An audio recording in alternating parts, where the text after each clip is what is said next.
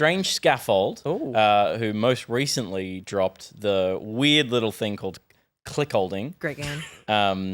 But famous for El Paso elsewhere, I would say. Have released a game called I Am Your Beast. And it is a first-person shooter with a time score trial mini mission structure. Cool. And a narrative that threads it all together. You play as kind of a government asset gone rogue against the organization that brought you up and trained you to be a killer. And you go on these little missions. It's stylistic as hell. You're going to see that as this footage plays out. The moment-to-moment gameplay is, to me, I think it's only on PC. It is, yeah. Flicky mouse and keyboard shooter combat.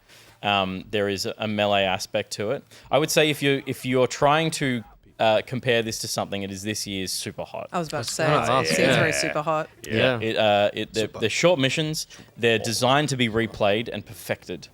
And so you get kind of blasts of story that's happening and a bunch of style happening around you.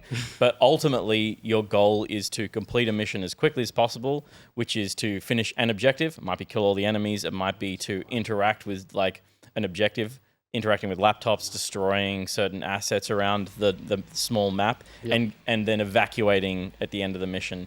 And a lot of that looks like, okay, do that in 25 seconds. Like, well, that took me 90 seconds to do. How am I going to hone this down into a perfect run? Sick. So it is one of those games that's about replay until you hit that S tier. So you get ranked at the end of every mission, and that encourages you to jump back in. And every mission has 2 extra objectives that unlock after you've completed it the first time. So, and you only get one of them unlock at a time. So if you want 100% A level, you're playing it at least 3 times. If you nailed it first run, you're doing the first objective the second time, you're doing the second objective the third time. And so it kind of just like incentivizes replayability really early. It's really clever game design, not just because the game feel is amazing, so you want to replay it, but there's just clues to what this game is that it's feeding you early on while you're distracted by how exciting and stylistic it all is. They've I mean, they really have done a masterful job of it. Like, I don't want to use that lightly. It just is like, it feels like they were tricking me, but in brilliant ways into like falling in love with this thing. Wow. Cool. It's because it's like, it's quite a simple design look. And that lends itself to how fast everything needs to be and how quickly you need to be discerning what's on screen at any given moment.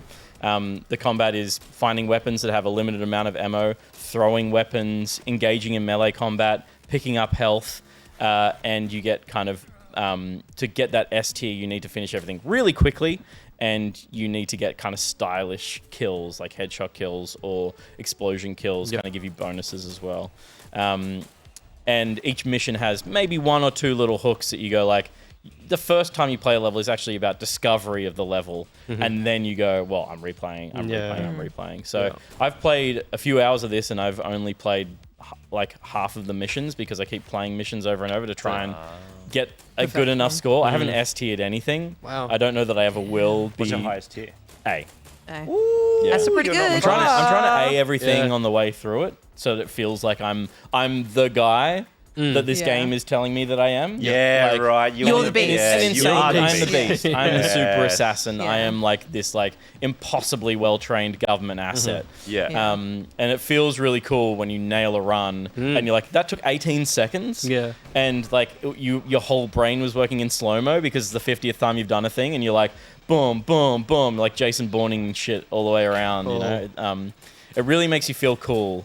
And then the game is actually cool. Like, it's impossibly cool the writing and the style of it, and like the way that it's like words slamming up on the screen. I mean, and, there was so much of that in El Paso Elsewhere as well. Absolutely, that was an impossibly cool game. Multifish calling out Hotline Miami. Absolutely, another one of those games that like just right on its surface level is like hard to pass how amazing it looks and sounds. and then you play the game and you're like, oh, there's a really good hook to this as well. So yeah, it's a really simple game. You're gonna play through. The story is like, I guess, well delivered but pretty rote. I don't know where it's gonna go, so it could be interesting. But it's just one of those stories about a government asset gone rogue. It's been done before, but it's been done very well here, and I'm playing it for the missions and what's the next one going to be. And there's new weapons and there's new obstacles to kind of like work your way around as you progress through, and that might be snipers at the end of the map or that kind of thing. So I've never wished this segment was like a controller that we could pass around. While you explain the game, like, because I'm like, I just need to. I mean, I want to get in here. I think this would be a totally cool challenging times. That's true. Yes. Yeah, it would be great. It would actually make a really great challenging time. So absolutely point to It looks like it's a great flow state type of. What's the soundtrack like? The soundtrack. I'll be honest. I couldn't tell you what music is playing during the levels, or if there even is any. Because you're so in the zone. This is what I mean. Sure there is. Like, I'm sure there is. But there's in between. There's music and there's like blurry kind of like. I was gonna say stingy. The Doom soundtrack's playing in my head while I'm watching. It's flow state. Yeah. It's not metally in that way. Okay. But it's up though. It's like it's obnoxious. It's loud when it's trying to hit you. Is it kind of like techie, like kind of electronic? Oh yeah. See, I'm not even hearing this shit while I'm playing. That's your heartbeat. The bass is your heartbeat. I couldn't have even told you there was It feels music very on it. minimalist, which I think is great. Totally, because you are just focused on hearing enemies, killing them, like, and there's so much like kind of crunch to all the game sound. That in a 20-second run, you don't want music necessarily restarting looping in this game. There's certainly not much in it, and I didn't notice that I was missing it, because between every mission, the way that it's laid out is like mission, cassette, mission, cassette, mission, cassette. The cassettes are story beats. And you hit play on those, and you kind of just go, all right, breathe for a second, and it plays like, there's not cutscenes, there's just like stylized text on screen and voice acting, and music when there needs to be, and sound effect when there needs to be, and a gag here and there, and your character being like brooding and the beast. So I can't find a flaw in the game. Cool. it reminds me a lot of Neon White. Yep. Oh yeah. Yep. And It doesn't have the cards of that, but yeah. Yeah. Totally. But because the reason why I asked the soundtrack thing, because Neon White had this very chill, like lo-fi beats, the anime girls type, and that kind of made you feel less like, I've got to be quick and stuff. But I imagined this, Doom, where it has like a let's fucking go, like let's go, type of shit. But if it doesn't, then that's okay. But this looks, I love these kinds of games. Yeah, these are so fun. Yeah. Yeah. There's not much more to say about it other than if you like this kind of thing, you'll like this kind of thing. It's a very good version of what these games can offer, and it's it's just beautifully packaged. Yeah, I just think Strange Scaffold's just range is ridiculous. Like they had this and Life Eater, which was like a murder management sim, and then Click Holding, of course, El Paso Elsewhere. Then they also had like a animal gambling game, which was crazy. And it's just like seeing all these different games.